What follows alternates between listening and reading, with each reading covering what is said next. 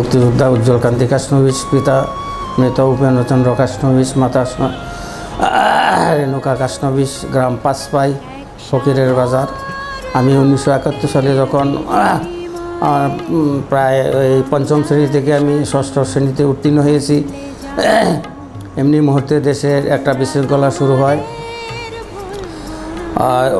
7ই March বঙ্গবন্ধুর ভাষণ আমাদের উঠান বৈঠকের মাধ্যমে আমরা শুনি। তখন বঙ্গবন্ধুর ভাষণ শুনে উদ্বুদ্ধ হয়ে দেশ ও মাতৃকাকে রক্ষার জন্য মুক্তিযুদ্ধে যাওয়ার পরিকল্পনা করি, কিন্তু পরিকল্পনা যাওয়ার কোনো সুযোগ ছিল না। পরে আমরা আনুমানিক রাত 12টার সময় একটি নৌকা ভাড়া করে আমরা 7 জন সহ আমরা কলমাকান্দা থানার আর ইনাংবাজার নামে সেখানে উপস্থিত হই এবং 10টার দিকে আমরা সেখানে রিক্রুট হওয়ার পর আমরা বাগমারা এক ক্যাম্পে চলে যাই। এখানে কিছু খাওয়া দাওয়ার পর আমাদের এই সাংগঠনিক আব্বাস খান এবং ফজলুর রহমান সাহেব এবং তারা মিয়া তাদেরকে পাই এবং তারা আমাদেরকে অতি যত্ন সহকারে সেবা শুশ্রূষা করেন এবং তারপর একটা ট্রাকে উঠিয়ে দেন ডালুর উদ্দেশ্যে।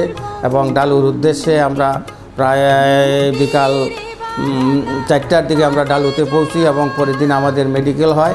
মেডিকেলে আমরা 7 জনের মধ্যে আমরা 2 জন পর্বে রিক্রুট হই এবং পরের দিন আমরা তুরা ট্রেনিং সেন্টার তুরাতে চলে যাই। সেখানে আমরা 7 নম্বর উইংয়ে আমাদের ট্রেনিং হয়। প্রায় 200 জন লোকের মতো আমরা ছিলাম, 1 মাস ট্রেনিং করি এবং পরবর্তীতে আমাদের জঙ্গল প্যারেড করা হয় এবং শপথ বাক্য পাঠ করানো হয়।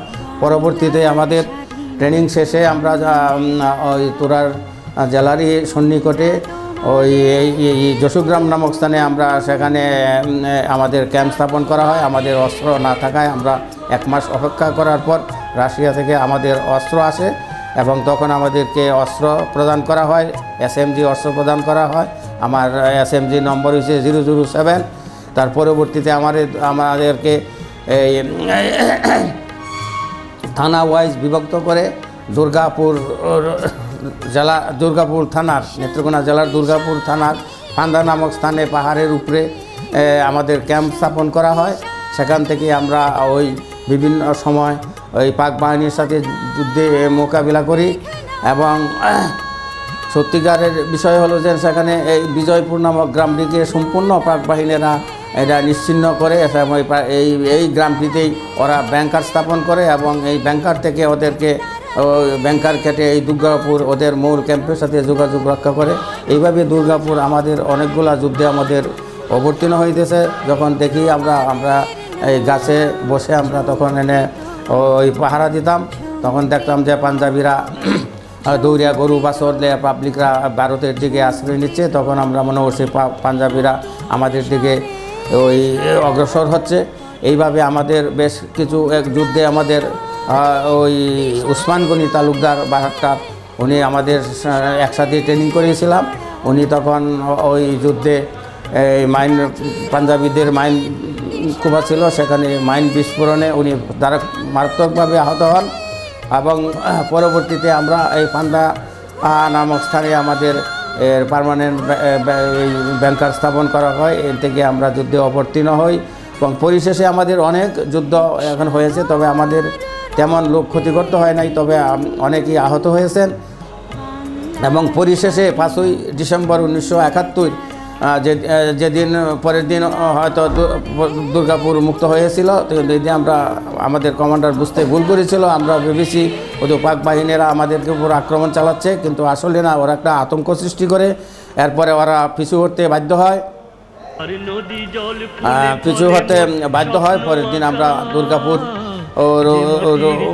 দিকে অগ্রসর হই এবং এই বিজয়পুর নামক স্থানে যে বিশাল ব্যাংকারটি ছিল এটা আমরা চার্জ করতে যাই। চার্জ করতে গিয়ে আমার হাঁটুর নিচে মারাত্মকভাবে আমি আহত হই, যে চিহ্নটি এখনও বিরাজমান আছে। তখন সাথে সাথে ডাক্তারের মাধ্যমে আমরা চিকিৎসাপ্রাপ্ত হই এবং আমরা দুর্গাপুর 6ই ডিসেম্বর আমরা দুর্গাপুর মুক্ত করি। তারপরে এখানে বেশ আনন্দ উল্লাসের মাধ্যমে অনেক সময় কাটানোর পর আমরা তারপর পায়ে হেঁটে জাইরিয়া হইয়া শ্যামগঞ্জ এক রাত্রি চেয়ারম্যান মহোদয়ের বাড়িতে এক রাত্র অবস্থান করি এবং পরের দিন আমরা আবার ময়মনসিংহ জেলা স্কুলে গিয়ে জেলা স্কুলে আমাদের ক্যাম্প স্থাপন করা হয়।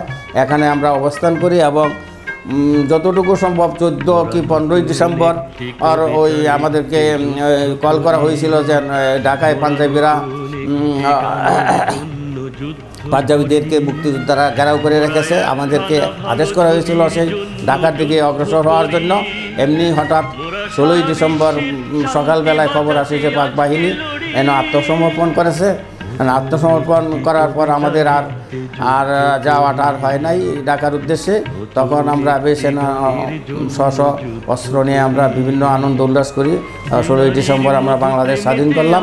এইভাবেই এই ময়মনসিংহে জেলা স্কুল থেকে পরে যখন স্কুল খোলা হলো তখন আমরা পলিটেকনিক্যাল বোর্ডিংয়ে আমরা সেখানে যাত্রা করি। সেখানে আমরা প্রায় 1.5 মাস ছিলাম। 1.5 মাস খেলার পর এর মাঝে আমরা জেলা স্কুলের কমন রুমে আমরা আমার 007 SM ঠিকানা জমা দিই এবং পরবর্তীতে আমরা বাড়িতে 1 মাস পর আমরা বাড়িতে ফিরে আসি। Thank you.